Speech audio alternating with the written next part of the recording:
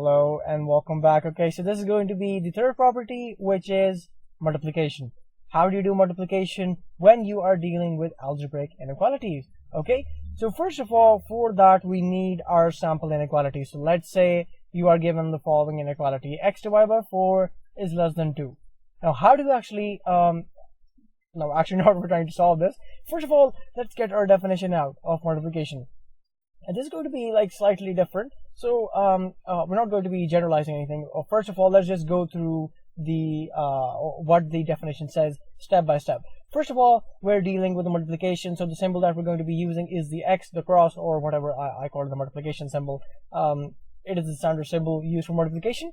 And in this case, you can multiply any number, okay, but it has to be the same. And you have to do it on both sides. But again, in this case, there are a few exceptions, okay? So the two numbers that you can't use are 1 over 0, because that gives us, in fact, that gives us a infinity, okay? That gives us a positive infinity. You can't actually use that for now. And the other number that you can multiply is, in this case, 0, okay? Just don't do that, and you are going to be great, okay? So in this case, the same number that I'm talking about is going to be, first of all, we're only going to be dealing with positives for now, but we are going to be discussing the negative numbers at the end of this lecture. Okay, so first of all, let's just deal with the positive numbers for now. Okay, so the two numbers that we can't use are 1 by 0 and all the positive numbers are what we're going to be using, and not the negatives. Okay, so when you have all of those these restrictions applied, okay, you can use any number, and you have to again apply that same number on both sides. Okay, and let's say you choose the number 4, and you have to multiply 4 on both sides. In this case, I have done that, and that way you don't affect the inequality. Okay, you don't affect the inequality, and the inequality actually holds true. Okay, so let's actually go through an actual example. Let's see the property in action, because that always helps. So let's say you're given the following inequality: x divided by 4 is less than 2, and you want to find out the value of x. In this case, you can do that. You can absolutely do that. And the way to do that is by getting rid of the 4. How do you get rid of the 4, which is in the denominator? Multiply the 4 in the numerator on both sides again, because we have to do that, because inequality it needs to hold true. Okay, so we do that. We multiply 4 on both sides. On the left hand side, the 4s can cancel out, because they are again, one is in the numerator, the other is in the denominator, so you can cancel them out. On the right hand side, 2 into 4 is just going to be equal to 8. Okay, so we have actually found out the value of x.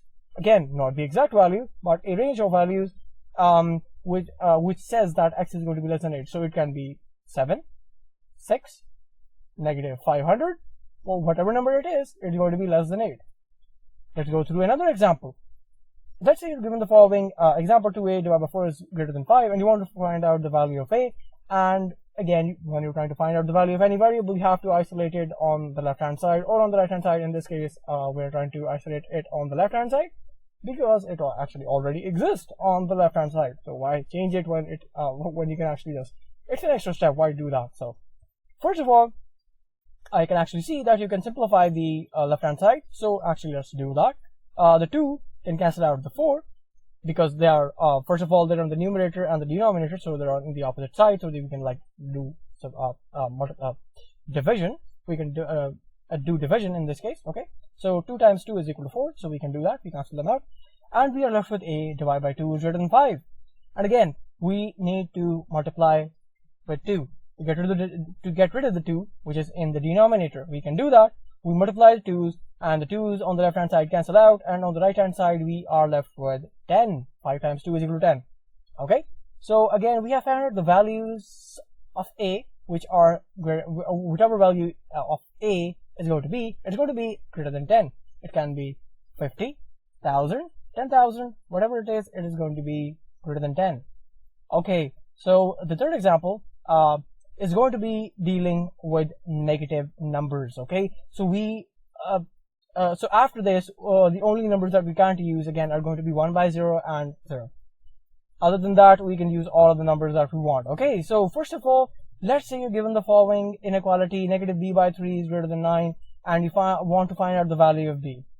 You can do that again, but you have to get rid of the negative 3 in the bottom. You can do that again by multiplying negative 3.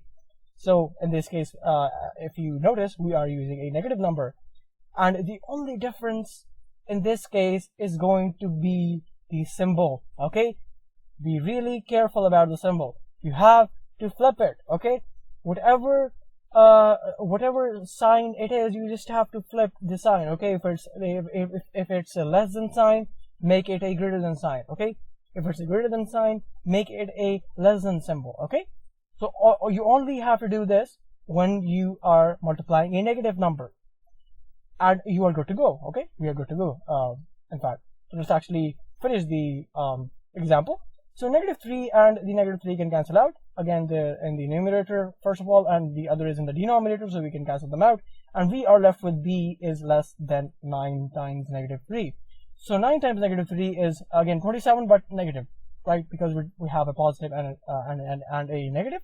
So a positive number multiplied with a negative number gives us a negative number. So b is less than 27. Again, not the exact value, because we can't have the exact value because we are dealing with algebraic inequalities. So in this case, we have a range of values. So b can take on like negative 30, negative 300, negative 3000, whatever value it takes on, it is going to be less than negative 27. Okay, so again, that's all from my side. Thank you for watching, and I really hope you learned something.